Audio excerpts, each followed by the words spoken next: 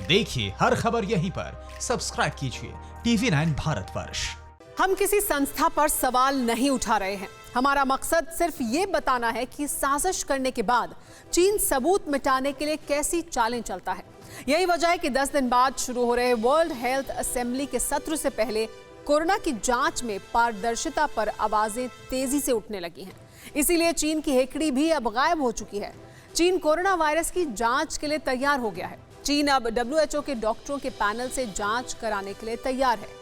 चीनी विदेश मंत्रालय की प्रवक्ता हुआ चुनयिंग ने बयान दिया है कि WHO के पैनल से खुली, पारदर्शी और समावेशी जांच के लिए चीन तैयार है। खास बात यह है कि अब तक चीन कोरोना वायरस को लेकर किसी भी तरह की जांच से इनकार करता रहा है। इससे पहले चीन ने तो ये बताना चाहता था कि कोरोना कैसे फैला, ना ही किसी को वुहान लैब में घुसने की इजाजत दे रहा था।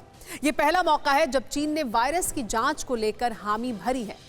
इसलिए सवाल ये है कि क्या वायरस फैलने के 4 महीने बाद चीन जांच को तैयार क्यों हुआ है? क्या दुनिया में अलग थलग पड़ने से चीन के होश ठिकाने आ गए हैं, या फिर क्या चीन अब तक अपनी करतूत के सभी सबूत मिटा चुका है?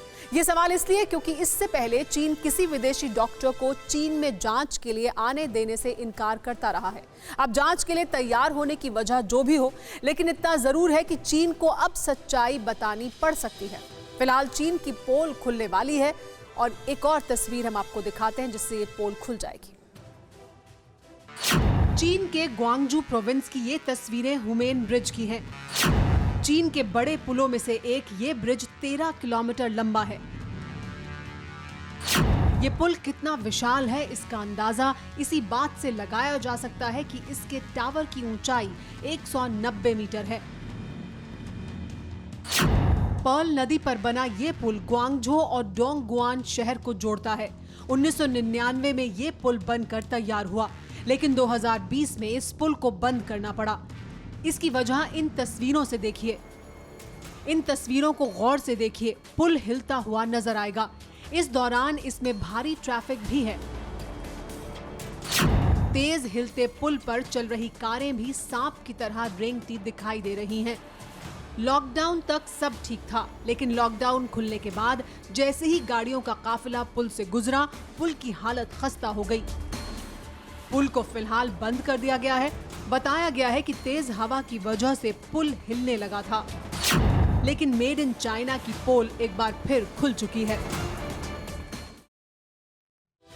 चीन को उसके हाल पर छोड़कर अब एक और अहम खबर आपको बता देते हैं। देश में मई के महीने में कोरोना के मामलों की रफ्तार तेज हो गई है। हाल ही में दिल्ली एम्स के डायरेक्टर रणदीप गुलेरिया ने दावा किया कि जून में भारत में कोरोना के केस अपने चरम पर पहुंच सकते हैं। लेकिन अगर हम सावधान रहकर एहतियात बरतेंगे तो कोरोना की रफ्तार को रोक सकते हैं। देश में कोरोना के अब तक करीब 60,000 मामले सामने आ चुके हैं। मौत का आंकड़ा भी 2000 पहुंचने वाला है। पिछले 24 घंटे के दौरान 2700 से ज्यादा मामले सामने आए हैं। मई के पहले हफ्ते में कुल 21,485 नए मरीज बढ़े, जो कुल संक्रमितों का 38% है। राहत की बात यह है कि इस दौरान 6,827 मरीज ठीक भी हुए। हम सब जानते हैं कि कोरोना को हराने के लिए सावधानी जरूरी है, लेकिन लॉकडाउन में दी गई राहत के साथ ही जिस तरह के हालात दिखे वो चिंता में डालने वाले भी हैं। खास तौर से शराब की दुकानों पर भीड़ की तस्वीरें खौफ पैदा करती हैं। ऐसी ही तस्वीरें अब थाईलैंड से भी सामने आई हैं। यानी ये तस्वीरें सिर्फ भारत में नहीं हैं, थाईलैंड में भी कई महीनों बाद लॉकडाउन में राहत दी गई, जिसके बाद शराब की दुकानें खुली।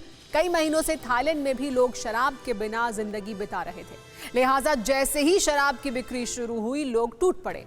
यहाँ तक कि लोग अपनी बारी का इंतजार किए बगैर लूटपाट करने लगे, जिसके हाथ जो लगा वो लेकर चलता बना। कोरोना वायरस से जंग लंबी चलेगी, इसलिए ऐसी गलती खुद ना करें, ना ही दूसरों को करने दें। परवाह देश की में आपसे मेरी मुलाकात अब सोमवार को होगी। फिलहाल मुझे दीजिए इजाजत। फिक्र आपकी, सोमवार से शुक्रवार रात 9 बजे सिर्फ TV9 भारतवर्ष पर।